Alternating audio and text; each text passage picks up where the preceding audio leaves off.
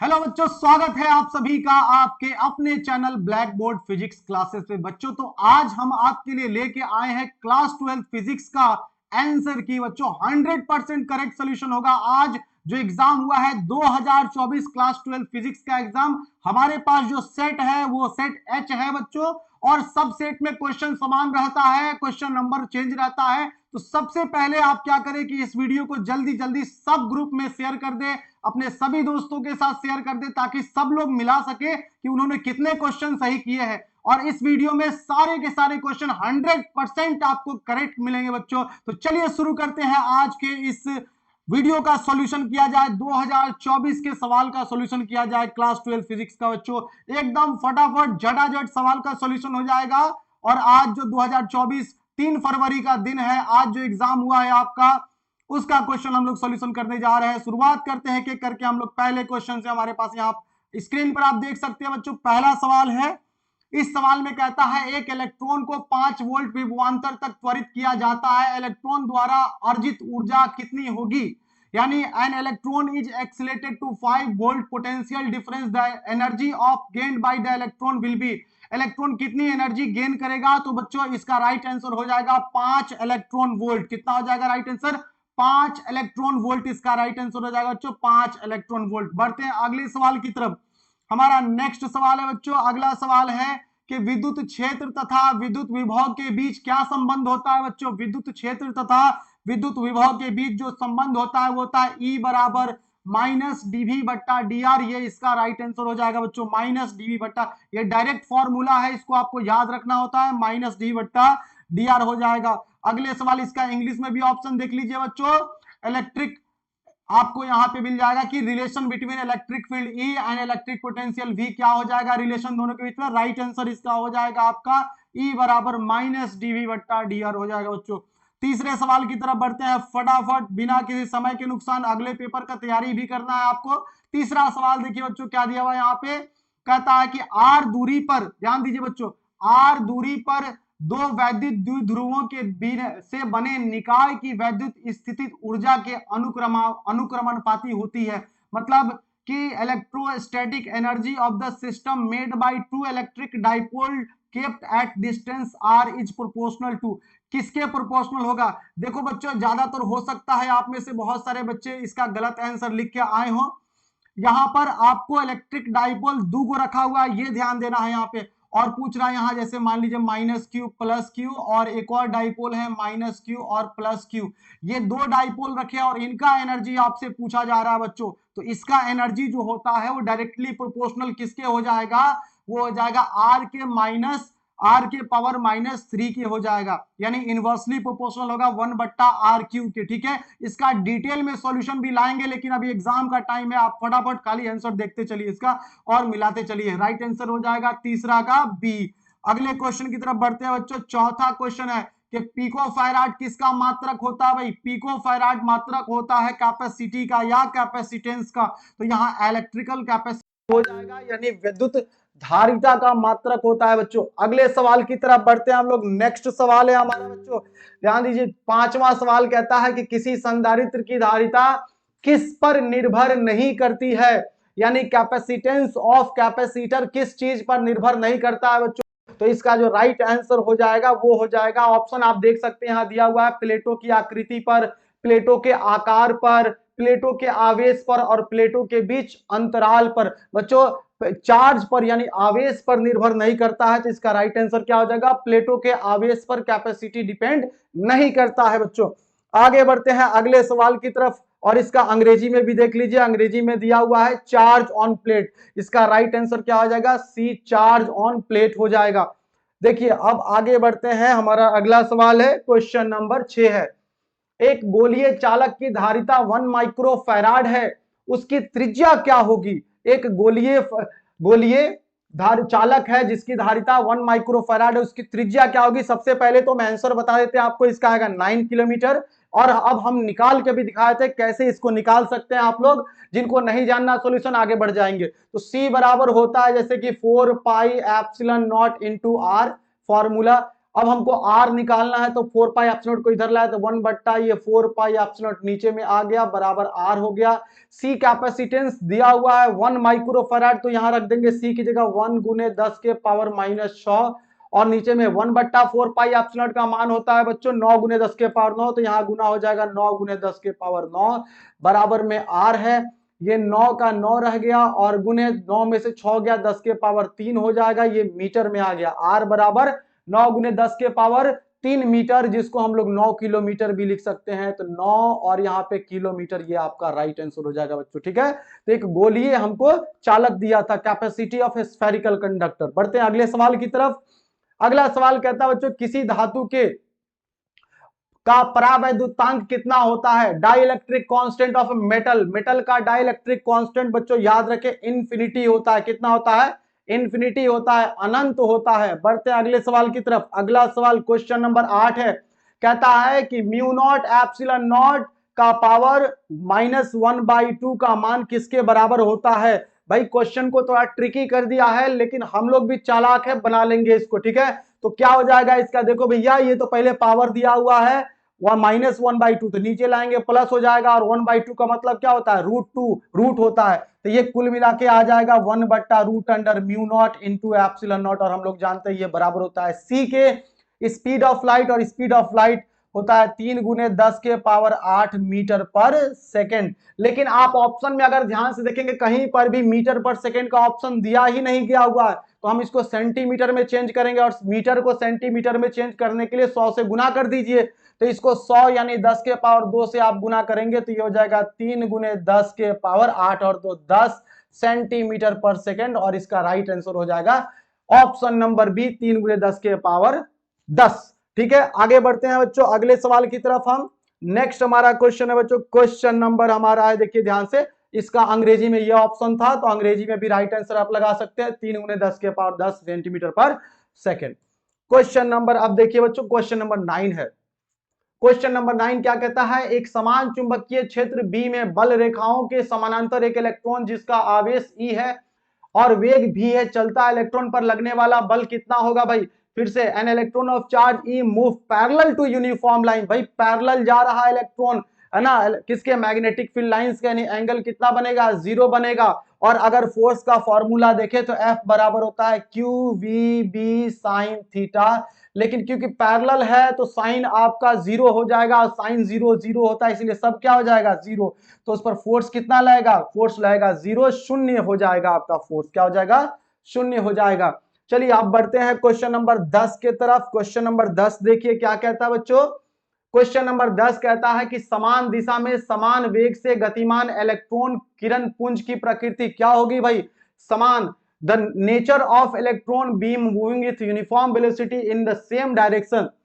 Same direction में electron जब move करेगा, देखिए भाई सेम डायरेक्शन में इलेक्ट्रॉन ऐसे मूव करेगा, मतलब ये करंट हो गया, करंट बह रहा है। और अगर समान दिशा में इलेक्ट्रॉन इधर मूव कर रहा है तो करंट का दिशा इधर हो जाएगा, और इसका भी करंट का दिशा इधर हो जाएगा। तो दो तार में जब करंट एक ही दिशा में फ्लो होता है बच्चों, तो जो फोर्स लगता है वो अट्रैक्शन का लगता है। अट्रैक्शन का मतलब अट्रैक्ट होगा, अट्रैक्ट मतलब क्या हो जाएगा? वो कन्वर्ज होगा, इकट्ठा होगा, एक जगह इकट्ठा होगा, तो क्या हो जाएगा यहाँ पे? अभिसारी, इसका राइट आंसर हो जाएगा अभिसारी। ठीक है, बढ़ते हैं अगले सवाल की तरफ। क्वेश्चन नंबर आपके सामने 11 है बच्चों, देखिए यहाँ कहता है चुंबकीय क्षेत्र बी में स्थित मैग्नेटिक डाइपोल मोमेंट m दिया हुआ है, चुंबकीय आघूर्ण वाले धारा पास का अनुभूत बल आघूर्ण, यानी टॉर्क पूछ रहा है बच्चों, the value of torque experienced by current loop.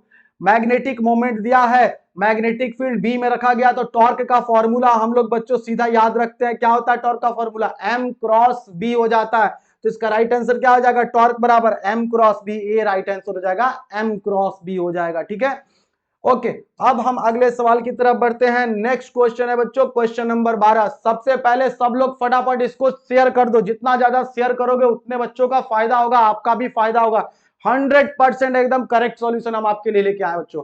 यहाँ पूछ रहा है कि SI unit of self inductance, है ना, सेल्फ इंडक्टेंस का SI यूनिट क्या होता है? स्व प्रेरकत्व का SI मात्रक क्या होता है बच्चों? इसका राइट आंसर हो जाएगा हेनरी होता है। क्या होता है? हेनरी होता है। ठीक है, बढ़ते हैं अगले सवाल की तरफ। बिल्कुल भी टेंशन नहीं लेना है, फटाफट हो जाएगा, आधे घंटे के भीतर कंप्लीट हो जाएगा भाई। धातु के बने किस गोलक की चुंबकीय क्षेत्र में दोलन करने पर उसकी दोलन गति क्या होती है भाई? देखो भाई यहाँ oscillating any metallic sphere in the magnetic field, it's oscillatory motion कैसा होगा भाई? कोई मेटल जो है वो दोलन कर रहा है मैग्नेटिक फील्ड में, दोलन करते करते धीरे धीरे क्या होगा, वो रुकेगा कहीं पर। रुकने को, कम होने को डैम्पिंग कहते हैं, इसलिए इसका राइट आंसर क्या हो जाएगा? डैम्पिंग हो जाएगा। राइट आंसर क्या हो जाएगा इसका? डैम्पिंग हो जाएगा। बढ़ते हैं अगले सवाल की तरफ। अगला हमारा सवाल हो जाएगा डायनेमो किसके कार्य सिद्धांत पर आधारित है भाई? The working principle of dynamo is based on electromagnetic induction के सिद्धांत पर काम करता है बच्चों। ऑप्शन नंबर हो जाएगा बी, राइट आंसर हो जाएगा आपका बी हो जाएगा राइट। विद्युत चुंबकीय प्रेरण के सिद्धांत पर डायनेमो काम करता है। अगला हमारा सवाल है क्वेश्चन नंबर 15, कहता है बच्चों कि what is produced by induction coil. Induction coil कैसा क्या प्रोड्यूस करता है? हाई करंट, हाई वोल्टेज, लो करंट, लो वोल्टेज। याद रखिए induction coil high voltage produce करता है। जो चीज हाई नहीं करेगा वो हमारे किस काम का है समझिए आप, कॉमन सेंस से भी जवाब दे सकते हैं। तो इसका राइट आंसर क्या हो जाएगा भाई? हाई वोल्टेज, उच्च वोल्टता प्रेरण कुंडली उत्पन्न करता है। ठीक है, ओके। अब बढ़ते हैं क्वेश्चन नंबर 16 की तरफ बच्चों। सब लोग मिला लेना और कमेंट करना किसका कितना सही हुआ है। बिल्कुल कमेंट करना कितना कितना करेक्ट ऑब्जेक्टिव किया है तुम लोग। अब आगे करा चुंबकीय क्षेत्र बी का ऊर्जा घनत्व कितना होता है? एनर्जी डेंसिटी पूछ रहा है बच्चों। एनर्जी डेंसिटी होता है बी स्क्वायर बट्टा 2 म्यू नॉट। फॉर्मूला है, डायरेक्ट मारना है। बी स्क्वायर बट्टा 2 म्यू नॉट हो जाएगा यहाँ पे, है ना, बी स्क्वायर बट्टा 2 म्यू नॉट। आगे बढ़ते हैं अगले सवाल की तरफ। हमारा अगला सवाल है क्वेश्चन नंबर है 17, कहता है what is the value of alternating current is measured by hot wire ammeter. Hot wire ammeter कौन सा वैल्यू मेजर करता है भाई? याद रखना वो रूट मीन स्क्वायर को मेजर करता है, आरएमएस वैल्यू को मेजर करता है, मूल औसत वर्ग के मान को मेजर करता है हॉट वायर अमीटर। आगे बढ़ते हैं भाई, आगे बढ़ते हैं। हमारा कहता है अगला, कहता है कि यदि डीएस क्षेत्रफल सदिश पर चुंबकीय क्षेत्र बी लंबवत हो तो डीएस क्षेत्रफल चुंबकीय फ्लक्स का कितना मान हो जाएगा? जरा अंग्रेजी में पढ़ लिया जाए। क्वेश्चन कहता है कि if metallic field B is perpendicular to the surface vector, surface area vector DS, तो भाई एरिया पर जो है वो वेक्टर, एरिया वेक्टर और सरफेस के एरिया वेक्टर और मैग्नेटिक फील्ड के बीच जो है वो परपेंडिकुलर यानी 90 डिग्री का कोण बन रहा है भाई, 90 डिग्री। तो सबसे पहले हम तो लिख लेते हैं थीटा बराबर 90 डिग्री। तो हमसे पूछ रहा फ्लक्स कितना हो जाएगा, तो फ्लक्स निकाल लेते हैं हम लोग। फ्लक्स का फॉर्मूला होता है बी ए कॉस थीटा, और कॉस 90 क्या होता है? जीरो होता है कॉस 90। कॉस 90 जीरो, इसलिए कॉस 90 अगर हम जीरो मारेंगे तो ये पूरा क्या हो जाएगा आपका? फ्लक्स जीरो आ जाएगा। इसीलिए यहाँ पे राइट आंसर क्या हो जाएगा? डी हो जाएगा जीरो। ठीक है, अब आगे बढ़िए भाई। अगला सवाल हमारा क्वेश्चन नंबर 19, कहता है यूनिट ऑफ रिएक्टेंस। रिएक्टेंस जैसा कि हम जानते हैं एक तरीके का रेजिस्टेंस होता है, इसीलिए इसका ऐसा यूनिट क्या हो जाएगा? ओम हो जाएगा, ओम हो जाएगा। प्रतिबाधा का मात्रक क्या होता है? ओम। ए करेक्ट आंसर हो गया। आगे बढ़िए और कहता है कि mean value of alternating current in full cycle. Full cycle में एक पूरे चक्कर में प्रत्यावर्ती धारा का मध्यमान कितना होता है? भाई फुल चक्कर का मतलब क्या हुआ? देखो यहाँ पे ये कोई अल्टरनेटिंग करंट है तो ये प्लस है और ये क्या है? माइनस। ये जितना रहता है उतना ये भी रहता है। अब टोटल निकालोगे मीन तो क्या हो जाएगा? जीरो हो जाएगा। इसलिए इसका राइट आंसर क्या हो जाएगा? जीरो हो जाएगा। फुल साइकिल में शून्य होता है। अब आगे बढ़िए, अगला सवाल है हमारे बच्चों क्वेश्चन नंबर 21 है, कहता है यदि प्रत्यावर्ती धारा तथा विद्युत वाहक बल के बीच कलांतर जो है फाई हो तो शक्ति गुणांक का मान यानी पावर फैक्टर का मान कितना होता है? पावर फैक्टर हम सब लोग जानते हैं कॉस फाई को पावर फैक्टर कहते हैं। राइट आंसर क्या हो जाएगा? कॉस। एकदम इजी हलवा क्वेश्चन दे दिया बनाने के लिए, आसान क्वेश्चन आपके लिए बनाने के लिए दे दिया बिल्कुल। आगे बढ़ते हैं बच्चों, ध्यान दीजिए। अगला क्वेश्चन हमारा यहाँ पे ये है कि if the phase difference between alternating current EMF is phi the value of power factor. अच्छा वही क्वेश्चन है, तो कॉस फाई इसका राइट आंसर हो जाएगा पावर फैक्टर का। क्वेश्चन नंबर 22 की तरफ बढ़े, ध्यान दीजिए। क्वेश्चन नंबर 22 की तरफ बढ़ा जाए। 22 क्वेश्चन नंबर कहता है आवेश का रेखीय घनत्व का मात्रक क्या होता है, यानी लीनियर चार्ज डेंसिटी का मात्रक क्या होता है, ये आपसे पूछ रहा है। फॉर्मूला आप लोग जानते हैं, लेमडा बराबर होता है चार्ज पर यूनिट लेंथ। तो यहां हो जाएगा कूलम्ब पर मीटर, इसका यूनिट हो जाएगा कूलम्ब पर मीटर। राइट आंसर ए हो जाएगा कूलम्ब पर मीटर। 22 का राइट आंसर क्या हो गया? ए हो गया। एकदम कमेंट करना कितने लोग कितने सही सही जवाब लिख के आए हो फटाफट। अगला है 23 नंबर, देखिए वैद्युत क्षेत्र तीव्रता का विमीय सूत्र यानी कि dimensional formula of intensity of electric field क्या होता है? इंटेंसिटी ऑफ इलेक्ट्रिक फील्ड, ध्यान दीजिए बच्चों, इंटेंसिटी ऑफ इलेक्ट्रिक फील्ड का निकालना है तो ई बराबर होता है फोर्स बट्टा चार्ज होता है। फोर्स का हो गया M L T minus two, charge का ए टी ऊपर लेके जाओगे तो हो जाएगा एम एल रहेगा, टी ऊपर गया तो -3 हो जाएगा, एल माइनस और आपका यहाँ पे ए ऊपर गया तो ए -1 हो जाएगा, एम एल टी -3 ए -1, ध्यान से एम एल टी -3 ए -1, राइट आंसर क्या हो जाएगा, बी हो जाएगा 23 का। ठीक है, अब बढ़ते हैं अगले सवाल की तरफ। अगला हमारा सवाल है बच्चों क्वेश्चन नंबर 24, कहता है 8 कूलम ऋण आवेश में उपस्थित इलेक्ट्रॉनों की संख्या कितनी होगी भाई, 8 कूलम ऋण आवेश में इलेक्ट्रॉनों की संख्या कितनी होगी। तो एन निकालने के लिए बच्चों हम लोग क्या करते हैं, ध्यान दीजिए, अंग्रेजी में पढ़ लीजिए क्या कह रहा है आपसे, number of electrons present in 8 coulomb negative charge, 8 coulomb negative charge में कितने इलेक्ट्रॉन है। अब इसको निकालने के लिए हम लोग n बराबर q बट्टा e का फॉर्मूला यूज करते हैं बच्चों। अब q का मान 8 दिया हुआ है और इलेक्ट्रॉन का चार्ज तो आप लोग जानते ही हो कितना होता है, 1.6 इंटू 10⁻⁻19 होता है बच्चों। अब इसको ऊपर लेके जाएंगे तो ये हो जाएगा 8 गुने 0.625, ये ऊपर गया तो 0 पॉइंट हो जाएगा 625 गुने 10 के पावर कितना हो जाएगा, 19 हो जाएगा बच्चों। अब इसको गुना करना होगा हमको इसको, और 19 10 के पावर कितना हो जाएगा, 19 हो जाएगा। गुना कर दिया जाए, क्यूब एन बराबर नंबर ऑफ इलेक्ट्रॉन निकालने के लिए 8 पंचे 40 के 0 हासिल 4, 8 दूनी 16 4 20 के हो जाएगा 2 हासिल हो गया 2, 8 छक 48 2 50 और 0.3 अंक के बाद 5 गुने 10 के पावर 19 इलेक्ट्रॉन हो जाएंगे, 5.02 10 के पावर 19 इलेक्ट्रॉन।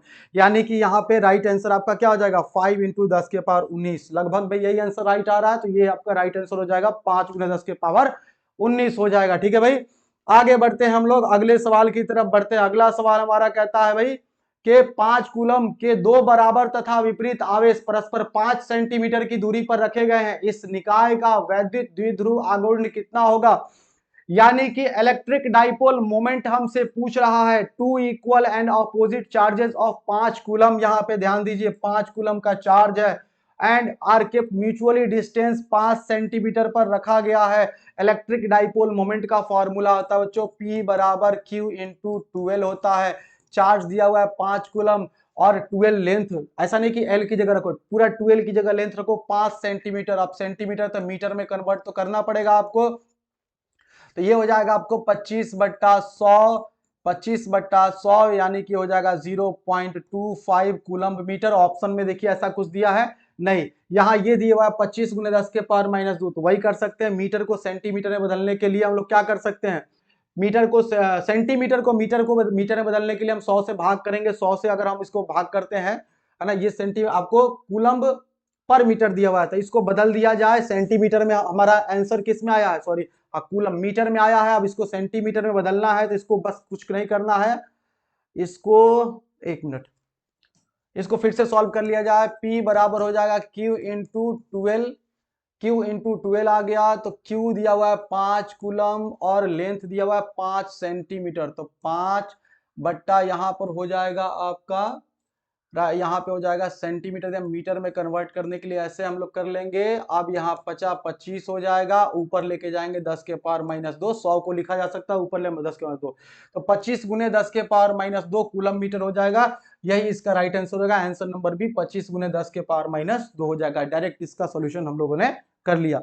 अब बढ़ते हैं अगले सवाल की तरफ बच्चों, ध्यान दे, एकदम 100% करेक्ट सोल्यूशन मिलेगा सबका सबका, है ना, इसीलिए ध्यान से पढ़ते जाएं और कहीं जाने की जरूरत नहीं है, यहीं पे आपको सारा सॉल्यूशन मिलने जा रहा है।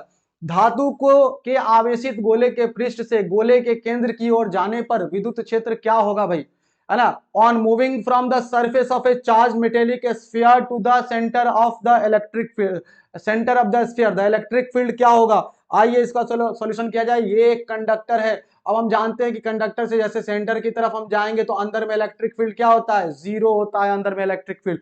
तो यहाँ पर ऑप्शन देखिए, घटता है बढ़ता है उतना ही रहता है जितना पृष्ठ पर है, और सर्वत्र शून्य रहता है, मतलब सब जगह 0 होता है। और हम लोग जानते हैं कि सब जगह इलेक्ट्रिक फील्ड क्या होता है, 0 होता है, तो अंदर में हर जगह क्या हो जाएगा, इलेक्ट्रिक फील्ड 0 हो जाएगा बच्चों। ठीक है, बढ़ते हैं अगले सवाल की तरफ। राइट आंसर हमारा इसका निकल गया। अगला सवाल है 27 नंबर, कहता है एक बंद पृष्ठ के अंदर n विद्युत द्विध्रुव स्थिर है, बंद पृष्ठ से निर्गत कुल वैद्युत फ्लक्स होगा, यानी n electric dipoles are kept situated in closed surface, total electric flux coming out from the closed surface will be, close surface से टोटल कितना बाहर आएगा फ्लक्स।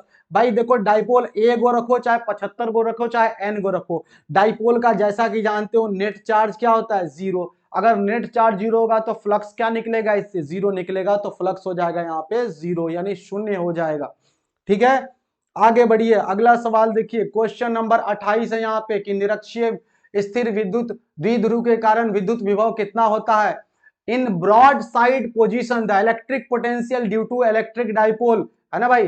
तो इलेक्ट्रिक डाइपोल के कारण अगर हम पोटेंशियल निकालेंगे तो ब्रॉड साइड क्या होता है, देखो minus Q plus Q, broad side इसको इक्वेटर वाले पॉइंट को कहते हैं, और यहां जानते हैं पोटेंशियल क्या होता है डाइपोल के कारण, जीरो होता है। तो राइट आंसर क्या हो जाएगा इसका, राइट आंसर हो जाएगा जीरो, ऑप्शन नंबर सी इसका करेक्ट हो जाएगा। ठीक है बच्चों, आगे बढ़ो अगले सवाल की तरफ। क्वेश्चन नंबर 29 क्या कहता है, संयुक्त सूक्ष्मदर्शी में कैसा प्रतिबिंब बनता है। Image formed in compound microscope में कैसा इमेज बनता है बच्चों, सबसे पहले जान लो, कंपाउंड माइक्रोस्कोप में इमेज जो बनता है वो पहली बात तो उल्टा बनेगा और बड़ा बनेगा भाई, रियल बनेगा, ये सब ध्यान रखो। तो बनेगा रियल एंड इरेक्ट, नहीं भाई रियल एंड इन्वर्टेड, हाँ रियल एंड इन्वर्टेड बनता है बच्चों, याद रखे। रियल यानी सच में जाके कटता है, और उल्टा बनता है वास्तविक एवं उल्टा बनता है। राइट 29 का हो जाएगा बी आंसर हो जाएगा। ठीक है, अब हम बढ़ते हैं क्वेश्चन नंबर 30 की तरफ। क्या कहता है, मनुष्य के आंख की रेटिना पर किसी वस्तु का प्रतिबिंब कैसा बनता है भाई। तो मनुष्य के आंख पे जो इमेज बनता है वो बनता है रियल बनता है और उल्टा बनता है, रियल बनता है और कैसा बनता है, उल्टा बनता है, इन्वर्टेड बनता है। तो यहाँ पे राइट आंसर क्या हो जाएगा, रियल एंड इन्वर्टेड हो जाएगा। राइट आंसर क्या हो जाएगा, रियल एंड इन्वर्टेड हो जाएगा बच्चों। आगे बढ़ते हैं अगले सवाल की तरफ बढ़ते हैं। क्वेश्चन नंबर 31, उत्तल लेंस का व्यवहार किया जाता है। उत्तल lens, convex lens used in, किसको कॉन्वेक्स लेंस का इस्तेमाल किस आंख की किस दृष्टि दोष के लिए यूज किया जाता है। तो याद रखें इसको हम दूर दृष्टि दोष के लिए इस्तेमाल करते हैं कॉन्वेक्स लेंस का, तो ये हो जाएगा लॉन्ग साइडेडनेस हो जाएगा, दीर्घ दृष्टि दोष हो जाएगा।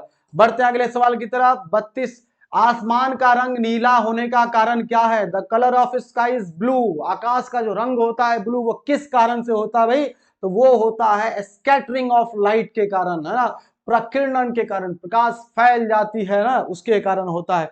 आगे बढ़े और अगला सवाल देखिए बच्चों, क्वेश्चन नंबर 33। क्वेश्चन नंबर 33 ध्यान दे, दो कला संबंध स्रोतों के कारण प्रकाश के व्यक्तीकरण में फ्रिंज की चौड़ाई होती है, यानी the fringe width in interference of light due to two coherent sources, दो कोहेरेंट सोर्सेज के कारण फ्रिंज विड्थ जो बनता है वो उसका क्या किस पर डिपेंड करता है। तो फ्रिंज विड्थ का सबसे पहले फॉर्मूला होता है बीटा बराबर लेमडा डी बट्टा डी, और आप देख सकते हो बीटा डायरेक्टली प्रोपोर्शनल है लेमडा के। ये क्वेश्चन जो आपको मॉडल पेपर में भी दिया हुआ था, यहाँ राइट आंसर हो जाएगा आपका प्रोपोर्शनल टू वेवलेंथ, यानी तरंग दैर्घ्य के समानुपाती, आप फॉर्मूले से देख सकते हैं, यहाँ पर दिया गया है।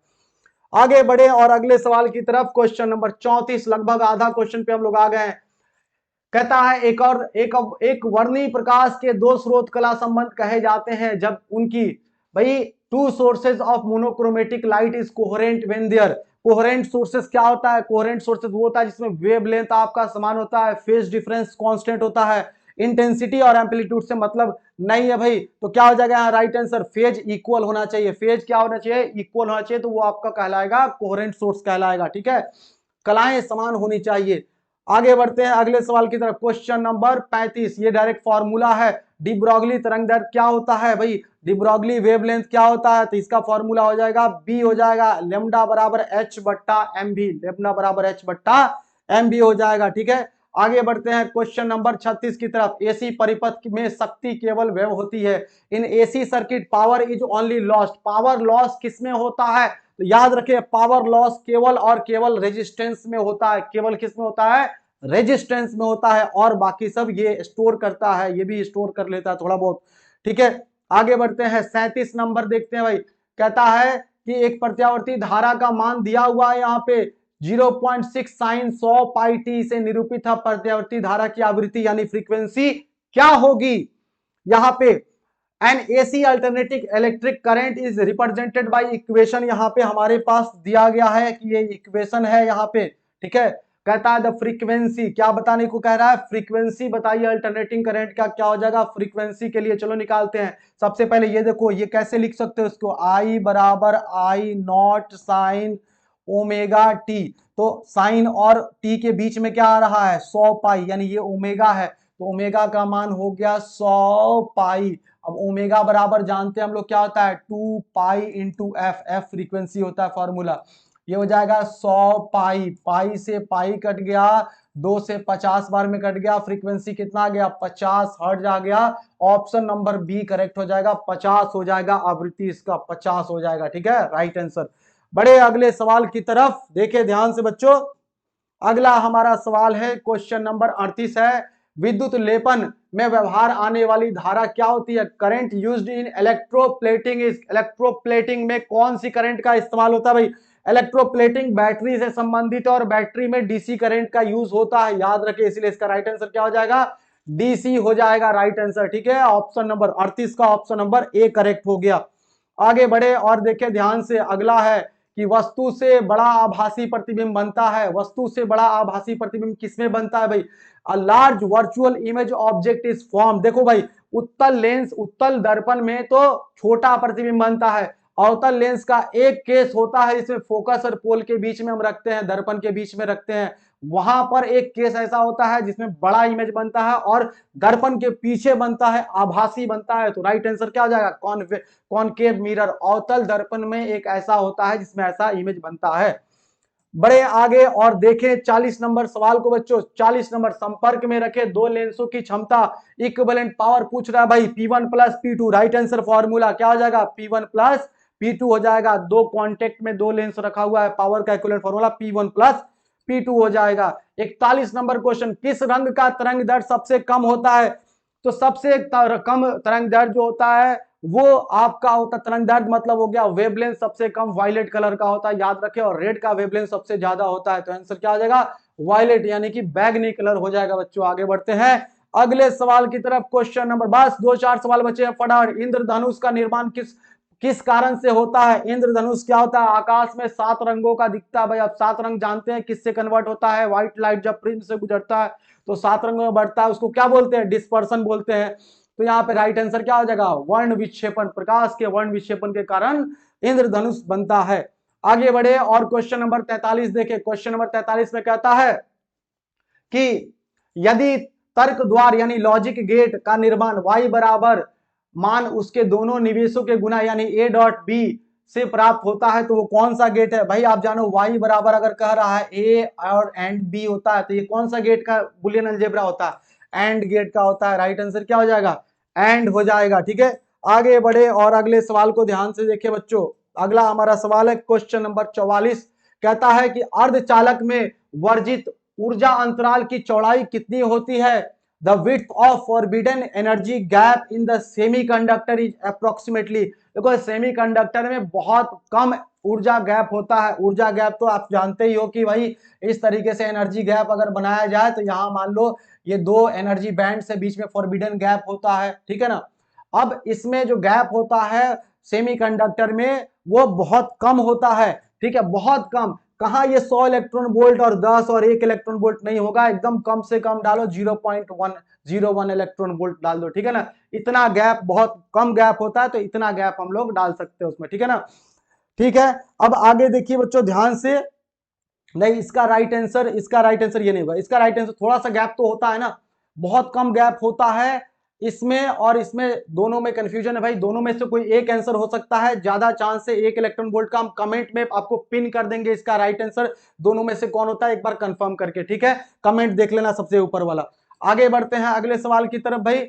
अगला कहता है, देखो भाई गलत आंसर देने से अच्छा है कि हम आपको कमेंट में पिन करके देखेंगे, वहां से देख लेना आप। दशमलव अंक की पद्धति 27 की द्विधारी पद्धति क्या होगी, है ना, 27 का जो है हम बाइनरी निकालते हैं, चलो भाई फटाफट निकालते हैं 27 का आपके सामने। तो 27 को यहां पर रख लिया जाए, ये दो से करेंगे 13, है ना, तो ये बच जाएगा 13 26, 1 हो जाएगा, फिर 2 से करेंगे 2 छक 12, फिर 1 हो जाएगा, फिर 2 से करेंगे 2 तिहाई 6, फिर 1 हो जाएगा यहाँ पे, और फिर यहाँ पे करेंगे आपको बच जाएगा 0 बचेगा यहाँ पे, 2 तिहाई 6 पूरा कट गया, 2 से 2 इक्याई 2 और यहाँ बच जाएगा 1, तो आ जाएगा 1 1 0 1 1 1 1 0 1 1 1 1 0 1 1 11011, ये राइट आंसर हो जाएगा, डी हो जाएगा इसका 111011, राइट आंसर क्या हो जाएगा, डी। है बड़ा आसान लेकिन कंफ्यूजिंग होता है ना, इसलिए ध्यान दे इस बात को, ठीक है। सावधानी से किए होंगे तो सही बना होगा, नहीं तो कितने लोग देखो इधर जिस बच्चे से हमने क्वेश्चन लिया वो सी टिक किए हुआ है, ठीक है, उस पे मत जाना।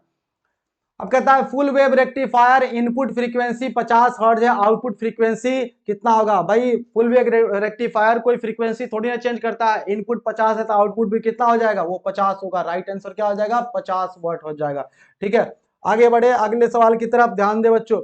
अगला सवाल हमारा हो जाएगा 47 नंबर, कहता है वैसी युक्ति जो मॉड्यूलन तथा डीमॉड्यूलन दोनों का कार्य करती है, कौन सा डिवाइस है जो ये काम करता है भाई, अंग्रेजी में भी देख लो, the device which works of both modulation and demodulation का जो काम करता है उसको मॉडेम कहा जाता है, क्या कहता है उसको मॉडेम कहा जाता है। तो राइट आंसर क्या हो जाएगा इसका, मॉडेम, सी हो जाएगा, है ना, राइट आंसर क्या हो जाएगा, मॉडेम हो जाएगा। आगे बढ़े अगले सवाल की तरफ, क्वेश्चन नंबर 48 है, 48 है भाई, कि संचार उपग्रह की पृथ्वी की सतह से दूरी कितनी होती है भाई। ऊपर जो सैटेलाइट्स लगे होते हैं, ठीक है, distance of communication satellite from the surface of earth, वो बहुत ऊंचाई पर होते हैं, ये कहाँ 3600 किलोमीटर, ये सब नहीं होगा, 36,000 मीटर ये भी नहीं होगा, 36,000 मील ये भी नहीं होगा, 36,000 किलोमीटर होता है, ये इसका राइट आंसर होता है। इसको याद रखना पड़ेगा आपको, सैटेलाइट की दूरी कितनी होती है पृथ्वी के सतह से, 36,000 किलोमीटर होती है। अगला सवाल देखिए बच्चों, कहता है संकीर्णन का मापन किया जाता है, यानी एटेन्युएशन किसमें मेजर किया जाता है, डेसिबल में मेजर किया जाता है, याद रखें इसको, किसमें मेजर किया जाता है, डेसिबल में, एटेन्युएशन को डेसिबल में मेजर किया जाता है। बढ़ते हैं अगले सवाल की तरफ, बस कुछ क्वेश्चन 50 में पर आ गए हम लोग भाई। फोटो सेल किस पर आधारित है भाई, फोटो इलेक्ट्रिक इफेक्ट पर आधारित होता है फोटो सेल। ध्यान दे बच्चों, यहाँ पे दिया हुआ है photo cell is based on photo electric effect, right answer क्या हो जाएगा, फोटो इलेक्ट्रिक, बी हो जाएगा। 50 नंबर का कितना हो जाएगा, बी इसका राइट आंसर हो जाएगा बच्चों, ठीक है। अगला सवाल देखिए 51 नंबर है कि कैथोड रे किरणें समूह है भाई। कैथोड रे क्या होता है, इलेक्ट्रॉन्स बीम होते हैं ना, इलेक्ट्रॉन्स होते हैं, तो यहाँ पर इलेक्ट्रॉन का डाल देंगे आंसर, है ना, क्या हो जाएगा इसका राइट आंसर, इलेक्ट्रॉनों का समूह होता है कैथोड रे, ठीक है, राइट आंसर क्या हो जाएगा आपका, cathode rays are group of electrons हैं। आगे बढ़ते हैं अगले सवाल की तरफ, रेडियो सक्रिय पदार्थ की अर्ध आयु, ये फॉर्मूला डायरेक्ट हाफ लाइफ का पूछ दिया बच्चों, हाफ लाइफ का फॉर्मूला यहां से आप निकाल लो, ये फॉर्मूला होता है 0.6931 बट्टा लेमडा हो जाएगा, ये इसका राइट आंसर हो जाएगा हाफ लाइफ का, ठीक है ना। अगला सवाल, अगला सवाल आपसे पूछ दिया बच्चों, ध्यान दे यहां से कि क्षय गुणांक का ऐसा इकाई क्या होता है क्षय गुणांक यानी डीके कांस्टेंट का ऐसा यूनिट, आप चाहो तो अभी जो फॉर्मूला पूछा था उससे भी निकाल सकते हो। देखो ये क्या है, ये टाइम का फॉर्मूला है, किसका फॉर्मूला है, टाइम का फॉर्मूला है, टाइम, टी बराबर ये आता है half life, T half life का फॉर्मूला है बच्चों। अब यहाँ लेमडा नीचे में है, यानी टाइम का उल्टा यानी 1/सेकेंड पर सेकेंड किसके बराबर होता है, हर्ट्ज के बराबर होता है। तो इसीलिए अगला जो सवाल है आपका, इसका राइट आंसर क्या हो जाएगा, वो हर्ट्ज हो जाएगा, इसका राइट आंसर क्या हो जाएगा बच्चों, हर्ट्ज हो जाएगा, इसका यूनिट जो होता है वो हर्ट्ज में होता है, ठीक है। आगे बढ़ते हैं अगला सवाल कि पीएन कहता है पीएन संधि डायोड का उपयोग करते हैं, PN junction diode is used as, कहां यूज होता है, तो ये आपको पीएन जंक्शन डायोड क्या क्या दिया हुआ, एम्पलीफायर, ऑसिलेटर, मॉड्यूलेटर, रेक्टिफायर में half wave rectifier, full wave rectifier, यहां पर ये राइट हो जाएगा, ठीक है ना, ओके, ध्यान दीजिए। अब अगले सवाल की तरफ हम लोग चलते हैं, क्वेश्चन नंबर, अच्छा एक क्वेश्चन छूट गया है, ठीक है, एक क्वेश्चन छूट गया है, क्वेश्चन नंबर 54 छूट गया बच्चों। चलिए जरा 54 को हम बना लेते हैं। क्वेश्चन नंबर 54 क्या कहता है कि थोरियम दिया हुआ है कि एक परमाणु में न्यूट्रॉन की संख्या कितनी होगी, संख्या निकालने के लिए तो क्या करते हैं, ये आपको टोटल जो है एटॉमिक मास नंबर है, और यहाँ पर ये आपका एटॉमिक नंबर प्रोटॉन का संख्या होता है, प्रोटॉन 90 हो गया, और ये प्रोटॉन प्लस न्यूट्रॉन होता है, तो 230 में से 90 घटा दीजिए, यहाँ से 90 अगर आप घटाते हैं बच्चों 230 में से, तो ये 90, ये 0 का 0 हो गया, 13 में से 9 4 हो गया, और ये 140 हो जाएगा, राइट आंसर क्या हो जाएगा, सी हो जाएगा इसका राइट आंसर, ठीक है ना भाई, क्या हो जाएगा इसका राइट आंसर, सी हो जाएगा, वहां से स्विच दे दीजिए वहां से, हाँ ठीक है, सी इसका राइट आंसर हो जाएगा। अब बढ़ते हैं अगले सवाल की तरफ बच्चों, क्वेश्चन नंबर 60, क्वेश्चन नंबर 60 की तरफ चलते हैं। 60 कहता है भाई, क्वेश्चन नंबर कहाँ, 55 तो हम लोग देखे थे कि पीएन जंक्शन डायोड कहाँ पे होता है, पीएन जंक्शन डायोड किसमें होता है, रेक्टिफायर में, है ना, दिष्टकारी, ऑप्शन नंबर डी, दिष्टकारी तरह की यूज होता है ना, रेक्टिफायर की तरह यूज होता है। आगे बढ़ते हैं क्वेश्चन नंबर 56, कहता है निवेशी वोल्टेज या धारा को बढ़ाने वाले यंत्र को क्या कहते हैं, अंग्रेजी में देखिए बच्चों क्या कहता है, अंग्रेजी में क्वेश्चन नंबर 56 का क्वेश्चन नंबर 56, अरे अंग्रेजी में तो दिया ही नहीं हुआ इसमें तो। क्वेश्चन नंबर 56, 56 तो हो गया, हाँ यहाँ है 57। 57 देखिए बच्चों, कहता है निम्नलिखित में से कौन एक संधारित्र द्वारा अवरुद्ध है, मतलब which of the following is block bye AC capacitor. AC capacitor किसको ब्लॉक कर देता है ना, which of the following is block bye a capacitor. Capacitor किस करंट को ब्लॉक करता है, भाई कैपेसिटर डीसी करंट को पास नहीं होने देता है, क्यों, क्योंकि वो स्टोर कर लेता है उसको, ठीक है। तो यहाँ पर राइट आंसर क्या हो जाएगा आपका, राइट आंसर हो जाएगा यहाँ पे डीसी हो जाएगा, डीसी को ब्लॉक कर लेता है, ठीक है भाई। आगे बढ़ते हैं, डीसी को क्या हो जाएगा, डीसी को ब्लॉक कर लेता है। अगला क्वेश्चन हमारा देखिए, अगला क्वेश्चन है क्वेश्चन नंबर 58, कहता है 40 वाट तथा 60 वाट के दो बल्ब 220 वोल्ट के साथ कनेक्टेड है ना, उनके प्रतिरोध का अनुपात यानी रेजिस्टेंस का अनुपात क्या हो जाएगा। आइए इस सवाल को सॉल्यूशन करा देते हैं, राइट आंसर हो जाएगा इसका। अच्छा निकाल के देख लेते हैं क्या होता है भाई। देखो पावर का फॉर्मूला आप लोग जानते हो, वी स्क्वायर बट्टा आर होता है, क्योंकि वोल्टेज सेम है दोनों का, तब वोल्टेज तो कांस्टेंट हो गया, तो पावर इनवर्सली प्रोपोर्शनल हो गया आर के रेजिस्टेंस के, ठीक है। यानी कि अगर हमको रेजिस्टेंस का अनुपात बोला यानी R1 बट्टा R2 बोला है, तो क्योंकि इनवर्सली प्रोपोर्शनल होता है तो हम P2 बट्टा P1 रखेंगे, यहाँ पे P2 बट्टा P1 रखेंगे। यानी दूसरे का पावर 60 है, पहले का पावर 40 है, तो 0 से 0 खत्म, 2 दूनी 4 और 2 तिहाई 6 हो जाएगा यहाँ पे, ठीक है ना। तो ये हो जाएगा 3 बट्टा 2 यानी 3 अनुपात 2 हो जाएगा, इसका राइट आंसर डी हो जाएगा, 3 अनुपात 2 इसका राइट आंसर हो जाएगा, ठीक है। ओके, तो राइट आंसर हो गया 58 का 3 अनुपात 2। अब आगे बढ़ते हैं, क्वेश्चन नंबर 59 है, किसी तार का प्रतिरोध 500 ओम है तो उसकी विद्युत चालकता कितनी होगी। 500 ओम दिया हुआ है, विद्युत चालकता कितनी होगी, तो इसके लिए बस कुछ नहीं 1 बट्टा 500 करिए, 1 बट्टा 500 करिए, 1 बट्टा 500 जब आप करेंगे तो 0 पॉइंट आ जाएगा, 002 पर ओम आ जाएगा, यही इसका आपका राइट आंसर हो जाएगा, 0.002 पर ओम हो जाएगा। आगे बढ़ते हैं अगले सवाल की तरफ, हमारा नेक्स्ट सवाल है बच्चों, बस कुछ सवाल बाकी है। कहता है n समान प्रतिरोधक पहले श्रेणी क्रम में तथा उसके बाद समानांतर क्रम में जोड़े जाते हैं तो अधिकतम तथा न्यूनतम प्रतिरोध का अनुपात क्या होगा। पहले श्रेणी यानी सीरीज और फिर parallel, n equal resistors are first connected in series then in parallel, the ratio of maximum and minimum resistance will be. भाई पहले तो सीरीज में किया तो सीरीज का फॉर्मूला n इंटू आर हो जाएगा, अगर n इक्वल रेजिस्टेंस को जोड़ेंगे। फिर पैरेलल में तो घटता है तो r बट्टा n हो जाएगा, r से r कट गया, n ऊपर गया तो n गुने n, n square. Right answer हो जाएगा बच्चों d n square, right answer क्या हो जाएगा d n स्क्वायर हो जाएगा बच्चों, ठीक है। अच्छा अब आगे बढ़िए, ध्यान दीजिए अगले सवाल की तरफ हम लोग बढ़ते हैं, क्वेश्चन नंबर 61 की तरफ। क्वेश्चन नंबर 61 क्या कहता है बच्चों कि विभव मापी की, अंग्रेजी में, to increase the sensitivity of potentiometer, potentiometer के सेंसिटिविटी को बढ़ाने के लिए हम लोग क्या करते हैं, तो पोटेंशियोमीटर की सेंसिटिविटी बढ़ाने के लिए बस तार जो होता है ना उसकी लंबाई को बढ़ा दो, तार की लंबाई को बढ़ा दिया जाता है, ठीक है ना। तो यहाँ पे राइट आंसर क्या होगा, length of its wire will have to increase, यानी कि इसके तार की लंबाई बढ़ानी होगी, सेंसिटिविटी बढ़ाने के लिए तार की लंबाई को बढ़ा देनी होगी, ठीक है। आगे बढ़ते हैं अगले सवाल की तरफ। अगला हमारा जो सवाल है क्वेश्चन नंबर 62 है, किरचॉफ वैद्युत संबंधित किरचॉफ का द्वितीय नियम संबंध रखता है, Kirchhoff second law of electricity is related to. भाई सेकंड लॉ जो है वो कंजर्वेशन ऑफ एनर्जी पर बेस्ड होता है, पहला लॉ कंजर्वेशन ऑफ चार्ज, दूसरा लॉ कंजर्वेशन ऑफ एनर्जी पर होता है, तो ये राइट आंसर हो जाएगा, ऊर्जा के संरक्षण के सिद्धांत से आधारित है सेकंड लॉ किरचॉफ का, ठीक है।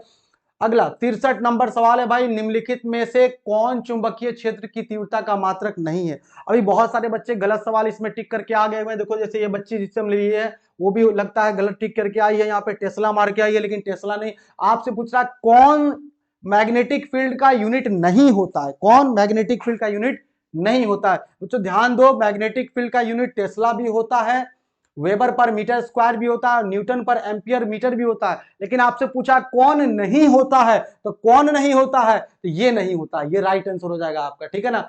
न्यूटन पर एम्पियर स्क्वायर नहीं होता है, यहाँ पे अगर आप देखोगे न्यूटन पर ampere metre square ampere square ये नहीं होता है, राइट आंसर इसका हो जाएगा, ठीक है। तो डी इसका करेक्ट हो जाएगा। कैसे निकालना है, आप खुद निकाल के F बराबर क्यू वी बी फॉर्मूले से बी का निकालोगे, ये निकल जाएगा, क्योंकि ये आंसर की है, बहुत डिटेल में नहीं जाते हैं। अगले क्वेश्चन का तैयारी, अगले एग्जाम का तैयारी आपको करना भी है, फटाफट देख के आगे निकल जाके और बढ़िया तैयारी कीजिए जाके घर में बैठ के, ठीक है। अगला क्वेश्चन देखिए, कहता है एक बंद चालक के निकट एक चुंबक स्थित है, चालक में धारा उत्पन्न की जा सकती है, ठीक है। यहां ध्यान दीजिए, कहता है a magnetic is situated near a closed conductor, एक क्लोज्ड कंडक्टर के नजदीक जो है वो एक conductor current can be produced in. भाई ये देखो ध्यान से कि ये कंडक्टर है और कोई मैग्नेट वैग्नेट है बगल में, ठीक है ना। अब अगर इन दोनों में मैग्नेटिक फील्ड, इसमें करंट कब इंड्यूस होगा, जब दोनों के बीच में रिलेटिव मोशन होगा। क्या होगा, रिलेटिव मोशन। दोनों को ऐसे मोशन कराएंगे तब भी नहीं होगा, ऐसे नहीं, तो मोशन से मतलब नहीं है, रिलेटिव मोशन होना चाहिए। तो यहां देखो ध्यान से कि there is relative motion between the magnet and conductor, ये इसका राइट आंसर हो जाएगा। मैग्नेट और कंडक्टर के बीच क्या होना चाहिए, रिलेटिव मोशन होना चाहिए। ऑप्शन क्या हो जाएगा इसका, डी करेक्ट हो जाएगा। हिंदी में भी आप देख सकते हो, चुंबक और चालक के बीच आपेक्षिक गति यानी रिलेटिव मोशन होना चाहिए, डी इसका राइट आंसर हो जाएगा। ठीक है, आगे बढ़ते हैं। क्वेश्चन नंबर 65 है भाई कि चल कुंडली गैल्वेनोमीटर में प्राप्त धारा का मान समानुपाती किसके होता है। भाई देखो, मूविंग क्वाइल गैल्वेनोमीटर पूछ रहा है यहां से कि the value of current obtained in moving coil galvanometer is proportional to. देखो, मूविंग क्वाइल गैल्वेनोमीटर में करंट जितना ज्यादा होगा डिफ्लेक्शन उतना ज्यादा होगा, ठीक है। तो इस प्रोपोर्शन किसके होता है, डिफ्लेक्शन यानी थीटा के डायरेक्टली प्रोपोर्शनल होता है। समझ के बात को, थीटा के डायरेक्टली प्रोपोर्शनल होता है, जितना ज्यादा करंट उतना ज्यादा डिफ्लेक्शन होगा। ठीक है, आगे बढ़ते हैं क्वेश्चन नंबर 66 की तरफ। एक गैल्वेनोमीटर को आमीटर में बदलने में क्या जोड़ा जाता है। भाई गैल्वेनोमीटर को जब आमीटर में बदलते हैं हम लोग, तो हम एक क्या करते हैं, गैल्वेनोमीटर हो गया, इसके साथ एक रेजिस्टेंस जोड़ते हैं, पैरेलल में जोड़ते हैं, और पैरेलल में जोड़ते हैं रेजिस्टेंस, बहुत कम वैल्यू लेते हैं रेजिस्टेंस का। तो राइट आंसर हो जाएगा समानांतर में निम्न प्रतिरोध, समानांतर में निम्न प्रतिरोध मतलब पैरेलल में लो रेजिस्टेंस। अंग्रेजी में देख लें, राइट आंसर ए हो जाएगा, लो रेजिस्टेंस इन पैरेलल। क्या हो जाएगा, लो रेजिस्टेंस इन पैरेलल हो जाएगा। ठीक है भाई, अगला सवाल हमारा देखे ध्यान से यहाँ पे। अगला हमारा सवाल है भाई 67 नंबर है, धारावाही वृत्तीय कुंडली के केंद्र पर उत्पन्न चुंबकीय क्षेत्र कैसा होता है भाई। ठीक है, the magnetic field produce at the centre of circular current carrying coil. भाई सर्कुलर करंट कैरिंग कॉइल के सेंटर पर जो मैग्नेटिक फील्ड, मान लो करंट ऐसे फ्लो रहा है तो मैग्नेटिक फील्ड या तो यहाँ पर ऐसे बनेगा, अंदर बनेगा, या तो बाहर बनेगा। दोनों ही केस में यहाँ पर क्या रहेगा, परपेंडिकुलर रहेगा, या तो अंदर बनेगा या डॉट लगा के बाहर बनेगा। परपेंडिकुलर रहेगा तो यहाँ पर perpendicular to the plane of coil हो जाएगा, बी हो जाएगा, कुंडली के तल के लंबवत बन जाएगा। ठीक है, अब अगले सवाल की तरफ भाई। यहां कहता है 68 नंबर की किसी चुंबकीय आघूर्ण वाले चुंबक की लंबाई के समांतर n बराबर टुकड़ों पे काटने पर, भाई मैग्नेट है, ठीक है ना, और उसको जो है ऐसे काट दिया गया, n टुकड़ा ऐसे ऐसे किया गया लंबाई का, ठीक है ना, n टुकड़ा में किया गया है। तो n टुकड़ा में करने के कारण इसका जो मैग्नेटिक यहाँ पर पोल स्ट्रेंथ होता है वो घटता जाएगा, n भाग में घट जाएगा, इसीलिए मैग्नेटिक डाइपोल मोमेंट भी हो जाएगा। एक टुकड़े का पूछा है कि एक टुकड़ा का कितना रह जाएगा, वो m/n रह जाएगा, है ना। टोटल का m दिया हुआ था, एक का कितना हो जाएगा, m/n राइट आंसर हो जाएगा, इसका ए हो जाएगा, m/n हो जाएगा। अगला सवाल क्वेश्चन नंबर 69 देखिए बच्चों, कहता है निम्नलिखित में कौन शैथिल प्रदर्शित करता है, which of following shows hysteresis. Hysteresis कौन शो करता है भाई, तो किसको मैग्नेट बनाया जाता है ना, किसको, फेरोमैग्नेटिक मटेरियल को बनाया जाता है, तो यहाँ पर फेरोमैग्नेटिक मटेरियल हो जाएगा। ये आपका हिस्टेरेसिस लॉस शो करता है, हिस्टेरेसिस कर्व शो करता है। अगला 70 है सवाल भाई कि ध्रुव प्रबलता m से r दूरी पर चुंबकीय विभव का मान कितना होता है। The value of magnetic potential at distance r from a pole strength m है, उसके कारण r दूरी पर पोटेंशियल पूछ रहा है। आप जानते हैं बच्चों, पोटेंशियल जो होता है वो 1/r के प्रोपोर्शनल होता है, तो 1/r यहाँ पर राइट आंसर हो जाएगा, μ0/4π1m/r, ये राइट आंसर। जैसे चार्ज वाला याद किए थे Q/r याद करते, तो वैसे ही है, समझ लो कांस्टेंट है, और यहाँ Q की जगह m बट्टा क्या हो जाएगा, r, तो इसका राइट आंसर ए हो जाएगा। ये 70 के 70। आप अभी कमेंट कीजिए जल्दी से कितने आया, और यहां तक अगर वीडियो आप देख लिए हुए हैं तो सब्सक्राइब करने से पहले बिल्कुल मत जाना, और वीडियो को ज्यादा से ज्यादा शेयर करें बच्चों। मिलते हैं आपसे बहुत जल्द। आई होप आप लोग का रिजल्ट बहुत अच्छा है, हमारी तरफ से शुभकामनाएं हैं, आप सभी के लिए बहुत मेहनत की है। अब आप अपने 11th के बच्चों के साथ इस वीडियो को और इस चैनल को जरूर आप शेयर करेंगे। मिलते हैं, धन्यवाद, बहुत बहुत धन्यवाद, फिर मिलते हैं आपसे।